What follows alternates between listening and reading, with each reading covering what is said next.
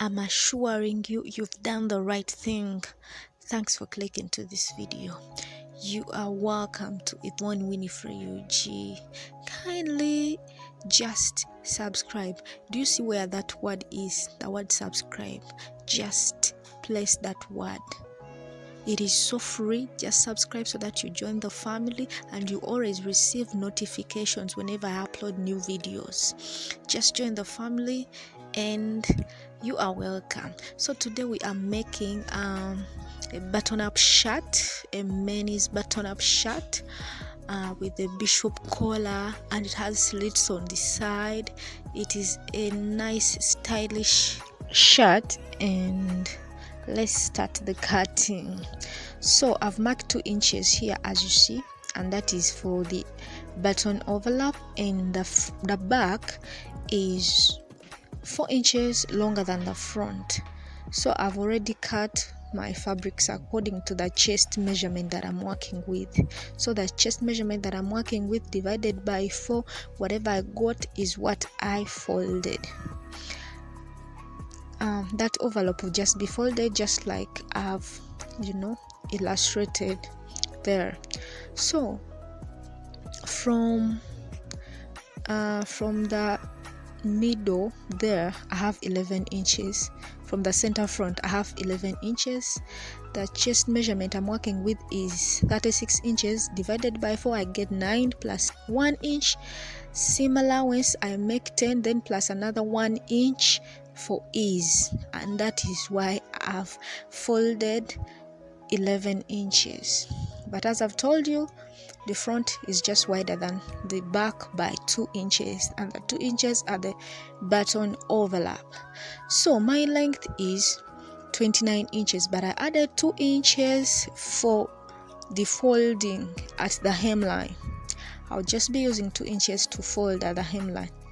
So now I'm going to slant my shoulder by 2 inches. So I'm marking 2 inches here, and I'm going to slant out my shoulder. So I'm just going to connect a line from that 2 inches that I've marked to the center front. Don't connect it to the button overlap, just connect it to the center front. That's why I'm putting my back in front of the front piece, just for easy illustration here. So this is what I'm doing. Remember, at the top here the 2 pieces are still aligned, but down is where my 4 inches are. So I'm just marking where I want my back width to end. I've just marked 1 inch, and here I'm marking 2.5 inches at the button overlap. So the neck width that I'm marking is 3.5 inches. So for both the front and the back, I'm considering 3.5 inches as the neck width, and 1 inch for the neck depth of the back piece, and 2.5 inches for the neck depth of the front piece. So this is what I'm marking here. These are my neck measurements. Actually, the neck measurement that I'm working with, I think, is about 18 inches. So that is it there. I've just marked it. Put in mind the button overlap there. It shouldn't be a burden. So after there, I just cut out the shoulder slant just like that. So now I can put my front at the top, let the back go down. So I'm putting the front at the top so that I show you where the use of the 4 inches excess that we have at the back. So now I have to first mark everything well. This is the front piece. I'm carving out that neckline. So back to this, at the front shoulder cut, where you see me marking, I'm marking off 0.5 inches from the front shoulder. As you see, remember the back is longer than the front, but now I've pushed the front down so that they are aligning at the hemline, so that I push my 4 inches onto the shoulder. So the 4 inches are for this is what you see that I'm marking. The line that I've gotten from that 0.5 inches mark that I've marked, I just lift up this back piece and fold it over that line or onto the front piece, just like that. So now I have to make sure that on this new piece that I've folded, or the new shoulder that we've come up with, I mark out my 3.5 inches as the neck width. So that's what I'm doing, but at the corner here I just curved it a little bit, since the neckline is curved, it's not too straight. So now here I'm marking where my I've just marked where the overlap starts, and I'm just going around making sure that what I have there is the exact neck measurement. But when cutting, you have to make sure you only cut the top pieces. So when cutting, I'll only cut on the front piece. I won't cut at the downer one, that one I won't cut it, but I'll just cut on the top one. When it comes to the back, I'll only cut there, just like that. I won't cut the other piece that is under the front piece. I hope you've understood that. So now I'm cutting. Make sure you lift the front piece so that you cut only on the front piece when you're cutting that neckline. I hope you're understanding. So as you see me cutting there, you see I've just cut only on the front piece, the piece that is on top. The folded piece that is on top is the only part that I'm cutting, and when I get up here I only cut still only at the back, as you see, and then into that folded new shoulder, just like that. The shoulder joining, when it comes to a men's top, it is always below where we normally see the shoulder, except on t-shirts. But when it comes to shirts, it's always inside the front piece, like a bit down from the shoulder measurement. Is not always exact on the shoulder measurement. So now I'm marking my shoulder measurement here. The shoulder measurement I'm using is 16 inches divided by 4. I have 8 plus half an inch, and that's what I've marked there. So from that 8.5 inches that I've marked, I'm going down by 9 inches, and that is my armhole. That is where I'm going to mark my armhole. The armhole measurement I'm using is 18 inches divided by 2. I have 9, and that is what I've marked there from where the shoulders ended. So on that line I'm coming in the middle. The midpoint is 4.5 inches, and from that middle I moved in by half an inch, and then I carved out just as you see me there, just the normal carving of the armhole. So now that is my armhole. So remember, I just cut the exact measurements that I'm needed. So I'll just get my scissor and cut out that armhole, and that is the marking of my back and front pieces. If you have any questions, please comment below. I'm so willing and happy to answer you. Thank you.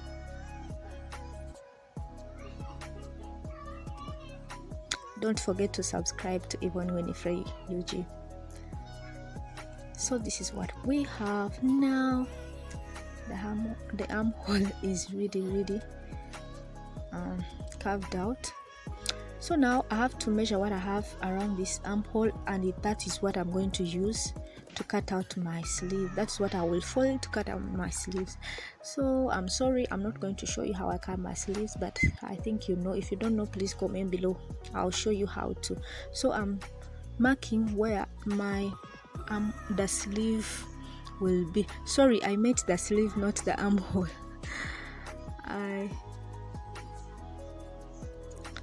So now I've folded out another piece of fabric, and this is what I'm going to use to mark my back yoke.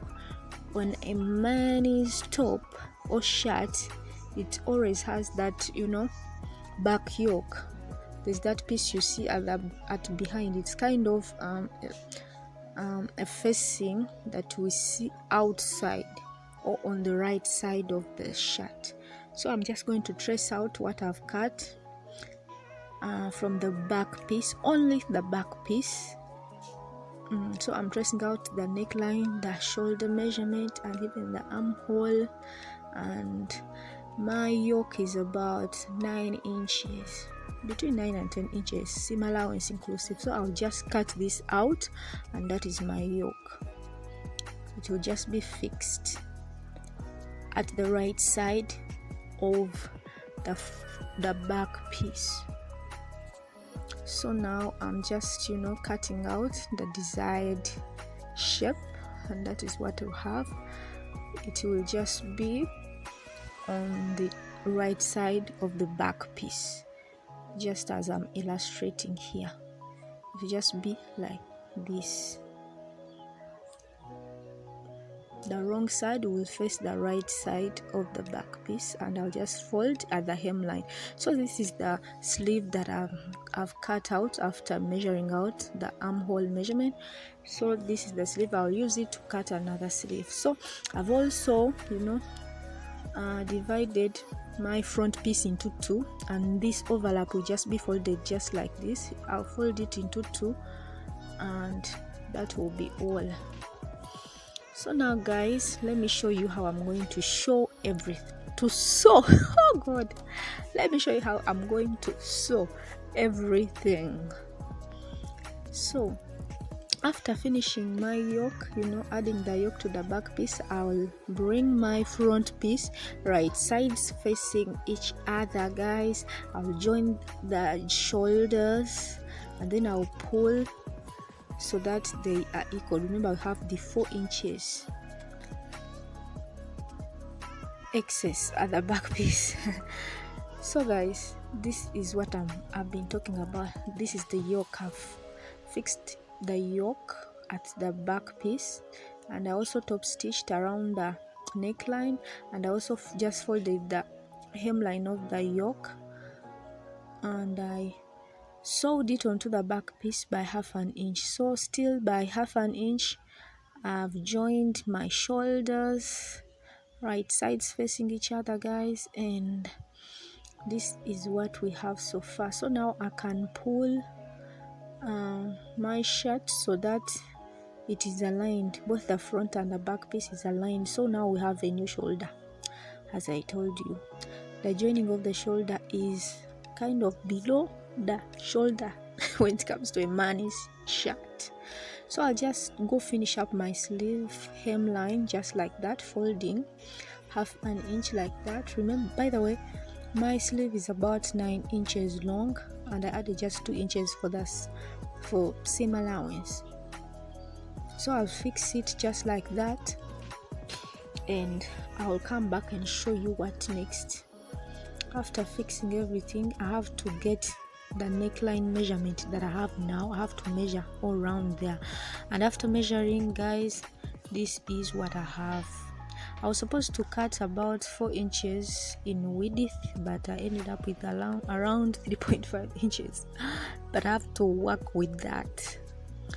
So the length of this small fabric that I have is the neckline measurement after measuring, after sewing everything together. So I folding my fabric like this at the length, I went in by 1/2 inch up here, and I carved it out. Remember, the bishop collar is always carved at the ends. So here I'm shaping out my bishop collar. It is about 2 inches in width when folded. So I'm cutting out these curved ends, and this is what I have. I'll just take it to the wrong side, and I'll just sew along all that edge to the other side, and it will make a nice curve at the ends. And guys, at the sewing machine, this is what I've done, and my bishop collar is formed out. This is how it looks like. The ends are really curved well. So I'll just take this bishop collar, fold about half an inch or quarter inch according to what I have, because I want this bishop collar to be about 1¼ inches or 1 inch. Then I'll just sandwich my neckline there on neck region into that bishop collar, and it will be finished, guys. We are getting there. So I've also joined the two pieces together at the sides, and I left about 8 inches for the slit opening, as you see there. So we are getting there, I'm telling you. Hey, this shirt is coming out. So the bishop collar is well fixed, the sleeves are fixed. I'm only remaining with the hemline, I think only the hemline. So I've also hemmed my sleeves very well. I just folded twice by 1 inch, and I finished them so nicely. Oh, we are close. Check that shoulder. So guys, finally I've hemmed my shirt very well for the front and back pieces together, and this is where my buttons will be. I'm sorry, I'm not going to show you when I'm making the buttons, but that is where they will be. The buttons will just be on top there. The machine that I'm supposed to, the style of buttons that I'll use, I don't have that machine. I'll just take it to someone else to complete the shirt. Have you seen the inside? I'll just overlook it for a nice, finishing. Check the back. Check the back. That is the yoke. I just top stitched there. Check my bishop collar. I just love bishop collars, guys. I just love bishop collars. So this is the shirt from the side. This is how it looks. It is completed now. I only have to take my shirt and they put the style of buttons that I want. I don't have that machine for the style of buttons that I want. So this is how basically the shirt is made. Thanks so much for coming to this channel. Thanks for learning with me. I love you so much, and I just say God bless you all for supporting.